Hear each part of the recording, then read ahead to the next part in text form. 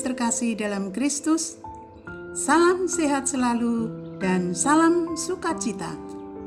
Hari ini, Sabtu tanggal 30 Juli 2022, berjumpa kembali dengan saya Sumiati dalam Renungan Harian Pembawa Sukacita. Renungan hari ini diambil dari Injil Matius pasal 14 ayat 1 sampai dengan 12. Perikop tentang Yohanes Pembaptis dibunuh. Saya akan mengambil tema berani menegur dan berani menerima teguran. Ayat yang menyentuh bagi saya pada ayat 4 demikian. Karena Yohanes pernah menegurnya, katanya, "Tidak halal engkau mengambil Herodias." Bro and sis terkasih dalam Kristus, Herodes sebenarnya memandang Yohanes Pembaptis sebagai seorang yang memiliki kuasa-kuasa seorang nabi dan mengagumi terhadap Yohanes Pembaptis. Tetapi tegurannya yang menohok dari Yohanes Pembaptis tidak bisa diterima, lalu dendam dan bermaksud membunuhnya. Niat jahat yang tersembunyi itu terlaksana ketika anak Herodias menari pada waktu ulang tahun Herodes yang akhirnya memenggal kepala Yohanes Pembaptis. Bro and sis terkasih, teguran itu pasti mendatangkan risiko seperti yang diterima oleh Yohanes Pembaptis. Padahal teguran itu layak untuk disampaikan, bahkan mesti harus diberikan ketika ada yang berbuat salah atau buruk atau berbuat jahat. Dalam kehidupan sehari-hari, teguran atau peringatan itu amat diperlukan demi perbaikan atau perkembangan dan keselamatan setiap orang.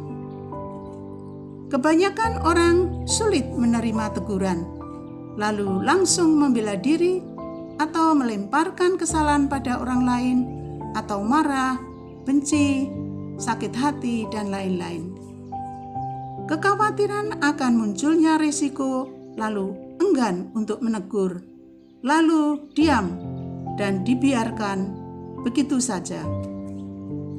Misalnya, contoh kecil sehari-hari.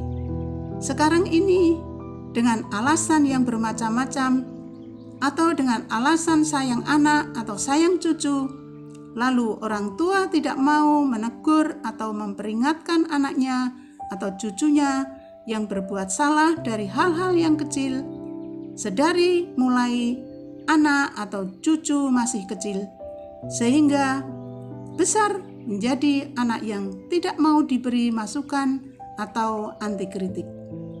Lalu orang tua menjadi bingung atas ulahnya, lalu tidak tahu apa yang harus diperbuat.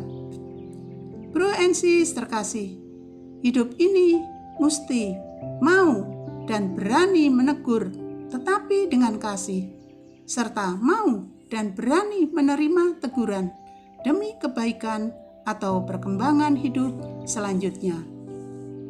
Saya akan mensaringkan pengalaman saya. Dulu ketika anak saya yang terkecil baru kelas 1 SMA, memakai Vespa Spring yang berat tanpa sepengetahuan saya dan berboncengan dengan temannya dan jatuh di tempat turunan jalan yang licin, lalu jatuh tergelundung. Motor menjadi sangat rusak, tetapi syukurlah anak saya dan temannya cuma luka-luka saja.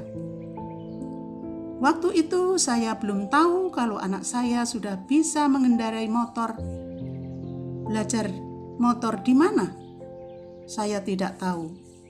Dengan kejadian itu, saya menegur kedua anak tersebut, bahkan marah, agar menyadari kesalahannya, karena belum punya SIM dan juga belum cukup umur. Untuk mengantisipasi, lalu saya tukarkan Vespa Spring yang berat itu dengan motor bebek yang tidak bisa untuk ngebut. Dan setelah kelas 3 SMA, saya membuatkan SIM untuk anak saya, karena motor juga diperlukan bagi kebutuhan anak sekolah. Ya, ini kebetulan anak saya sendiri, jadi takut dengan saya.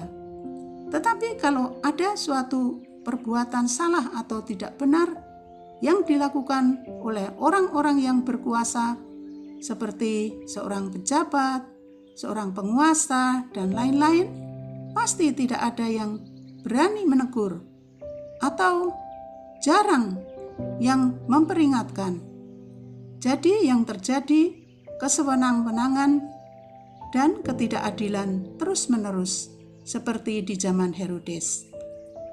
Sebagai bahan refleksi, apakah kita mau dan berani menegur serta mau dan berani menerima teguran demi perbaikan dan keselamatan bersama? Marilah berdoa. Dalam nama Bapa dan Putra dan Roh Kudus. Amin.